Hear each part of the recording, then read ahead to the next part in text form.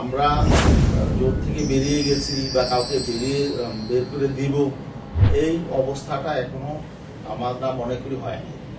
সেটা সময় বলে দিবে।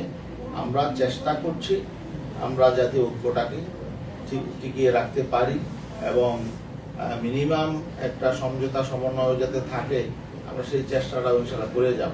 যদিও নানা প্রতিকূলতা আছে, নানাবিধ সংকট আছে, তারপরও আমরা চেষ্টা করে যাব ইনশাআল্লাহ। এখন আমরা তো স্বাধীনভাবে রাজনীতি করি, আমরা তো কারো চাপিয়ে দেওয়া কোনো বিষয়কে আমাদেরকে মেনে নিতে হবে, সেটা তো ইসলামী আন্দোলন বাংলাদেশ অতীতেও সেই রাজনীতি করে নাই। আমরা আমাদের সিদ্ধান্ত নেওয়ার মতো অবস্থায় তো আমরা আছি ইনশাআল্লাহ। তো এখানে কেউ যদি আমাদের প্রতি কোনো ইনজাস্টিস করে বা কেউ যদি ইনসাল্ট করে, অবহেলা করে, তাহলে সেটাকে আমরা স্বাভাবিকভাবে তো নিতে পারি না। আত্মসম্মান বোধ তো সবারই আছে, তাই না? তাছাড়া সার্বিক পরিস্থিতি আমাদের সামনে স্পষ্ট, আর কি অবস্থান।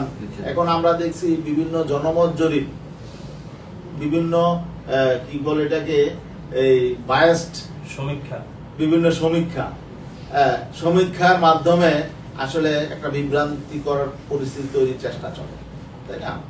এখন অনেকেই সমীক্ষাকে মানদণ্ড ধরে। তো সমীক্ষাকে মানদণ্ড ধরলে দেখেন, আজ এই যে গত কালকে মাত্র সুদিন যাবে কি আমার দেশে একটা সমীক্ষা এসেছে, তাই না? তো সেটা কি আসছে, সেখানে হলো বিএনপি 34% ভোটার বিএনপি কে চায়, 33% জামাত ইসলাম, আর 7% একটু বেশি এনসিপি।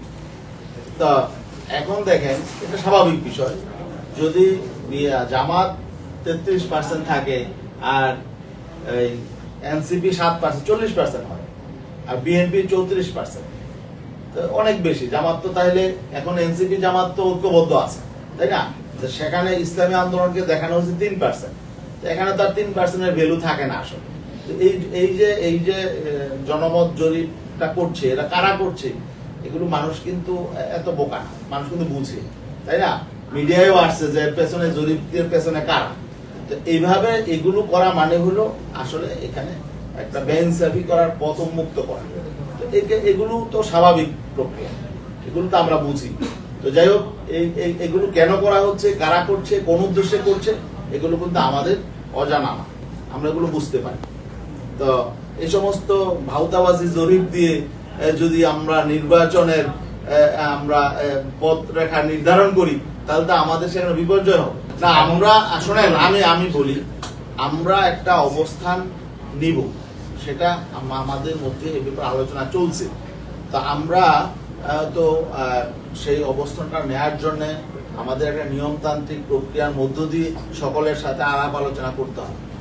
আমরা সকলের সাথে আলোচনা করছি, আমাদের নেতৃবৃন্দের সাথে আলোচনা করছি, আমাদের সকল ফোরামের সাথে আলোচনা করছি, এবং যারা আমাদের সহযোগী শক্তি ছিলেন তাদের সাথে তো আমাদের আলোচনা করতে হবে। আমরা সবার সাথে সম্মান এবং শ্রদ্ধার সম্পর্ক রাখতে চাই। আমাদের সবাইকে সবসময় একই সাথে পথ চলতে হবে এমন না, তাই না?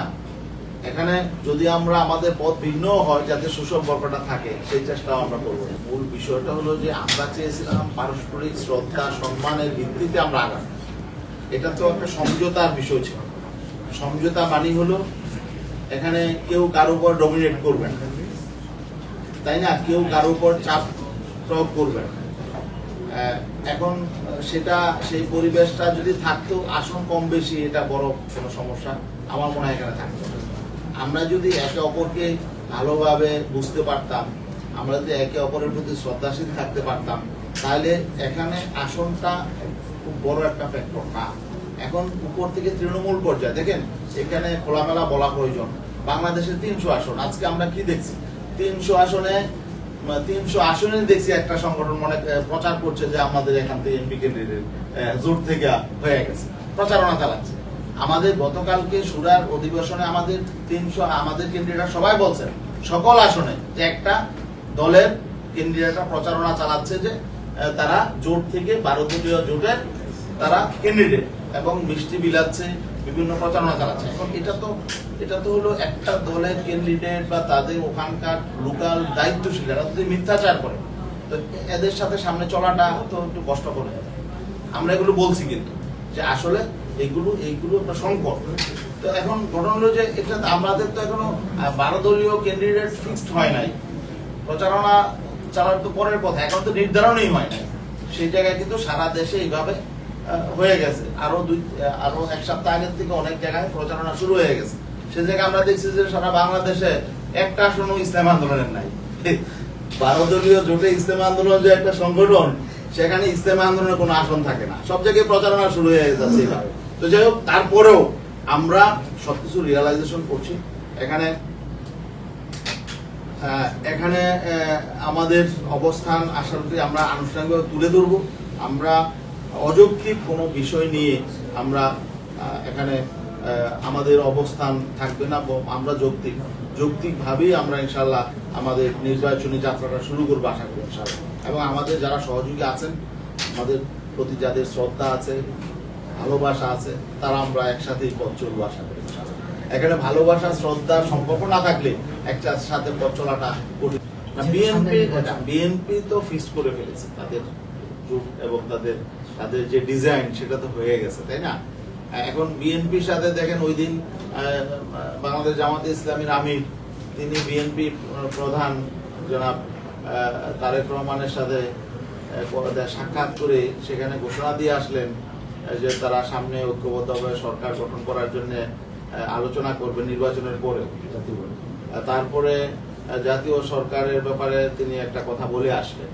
তারপরে আরেকটা কথা বললেন অত্যন্ত সিগনিফিকেন্ট, যে বেগম খালেদা জিয়া যে ঐক্যের পাটাতন তৈরি করেছিলেন, সেই ঐক্যের পাটাতনের উপরে দাঁড়িয়ে তারা আগামীতে রাষ্ট্র চালাবেন। তো এখন সেই ঐক্যের পাটাতনটা তো বেগম জিয়া, আমরা যেটা দেখলাম, তার জীবদ্দশাতেই ভেঙে দিলেন। সেই পাটাতন আবার মেরামত করার জন্য এখানে জামাতের আমির বললেন। তো এটা আমাদের কাছে একটু সংশয় তৈরি হয়। তাহলে কি জামাতে ইসলাম জাতীয় পার্টির মতো ভূমিকা পালন করবে? জাতীয় পার্টি যেমন আওয়ামী লীগের সাথে সরকারেও ছিল, আবার বিরোধী দলও ছিল, তাহলে কি এই জাতীয় কোনো ডিজাইনে তারা যাচ্ছেন? এটা নিয়ে